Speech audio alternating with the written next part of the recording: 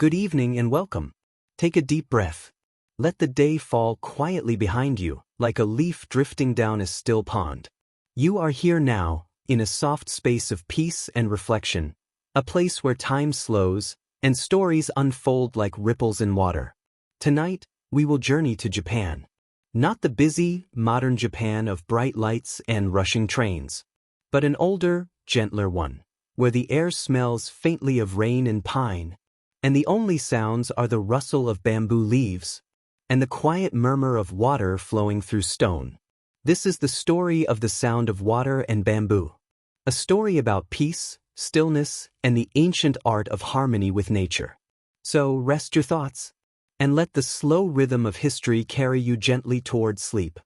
Imagine, for a moment, a secluded mountain garden in the early Edo period, around the 17th century. The morning air is cool, and a faint mist lingers over the mossy stones. A narrow path winds through bamboo groves, leading to a small tea house made of cedar and paper screens. A monk named Shinetsu tends to the garden here. He does not hurry. Each movement is deliberate, like part of a silent prayer. He brushes fallen leaves from the path. He pauses to listen, to the shishi-odoshi, the deer sk, a simple bamboo fountain that fills slowly with water, tips forward with a hollow clack, then empties, returning to rest. That sound, water, bamboo, and silence, became the heartbeat of Japanese gardens. It was not meant to startle deer, though that was its practical purpose.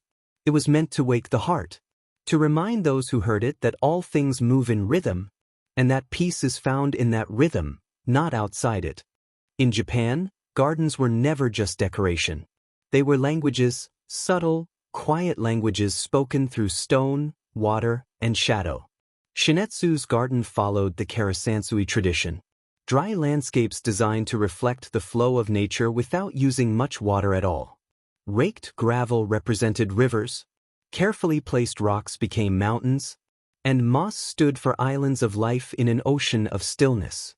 Each morning, the monk would rake new patterns into the gravel. The lines curved and swayed like ripples after a dropped pebble. No one else would ever see these exact shapes again. By tomorrow, they would be smoothed away and remade, a quiet reminder that nothing lasts forever, and that beauty often lives in impermanence. He would sit then, near the bamboo fountain, a cup of tea in hand. The steam rose softly in the morning light, and the scent of roasted matcha leaves mingled with the earthy smell of rain. Far away, a temple bell tolled, long and low. The sound folded into the air, carrying across the valley like a sigh. In the small tea house, the monk prepared for shinoi, the Japanese tea ceremony. The ritual was more than serving tea. It was a philosophy of life, of grace, simplicity, and awareness. He cleaned each utensil with quiet care. The tea bowl or cha, the bamboo whisk or chasen, the water ladle, the silk cloth. Every motion was practiced yet alive. Each sound, the ladle dipping, the tea being whisked, the faint tap of ceramic, became a part of the garden's song. Guests would arrive, not as nobles or peasants, but as souls entering a space where rank dissolved. They would bow at the low entrance, removing their sandals, and step into the silence. A scroll hung in the alcove, perhaps one that read wa, ke, sei, jak. Harmony, respect, purity, and tranquility. These were not ideals to be spoken, but to be felt. As evening descended, the garden transformed. Fireflies blinked among the reeds, and the stream reflected a thin crescent moon. Shinetsu placed paper lanterns along the path, each one glowing softly like a small, living star. He listened again to the shishi-odoshi, the same sound as in the morning. Yet somehow, at night, it felt different, deeper, the sound of the world breathing. He remembered stories from his youth, of poets who wandered the mountains seeking enlightenment, and of tea masters who spoke of the beauty of wabi-sabi, the grace found in things that are humble, imperfect, and fleeting. There was no grandeur here, no golden halls or silk banners, only water, stone, and bamboo, and that, perhaps, was the purest peace of all. Later, when the moon rose higher, Shinetsu sat once more by the bamboo fountain. He closed his eyes. There was no need to meditate. The night itself was meditation.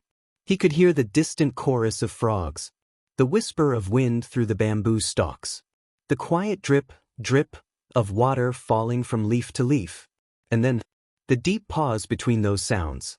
That pause was the heart of everything. In Zen, it is said that enlightenment is not found in words, but in silence, and in the spaces between one breath and the next. Here, in this quiet mountain garden, that truth felt close enough to touch. When dawn returned, he would rise again and sweep the path anew.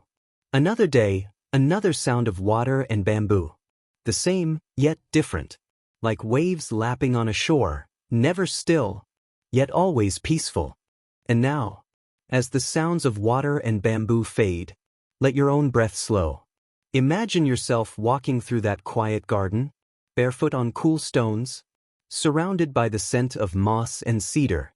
The lanterns glow softly, and the world feels weightless, suspended in gentle calm. You do not need to think, to remember, or do anything at all. Just listen. The soft rhythm of your breathing, the slow, steady trickle of water, the whisper of bamboo in the night wind. And somewhere, far away in the mountains of old Japan, a monk still sits by his garden, listening to the same eternal sound. Water, bamboo, silence.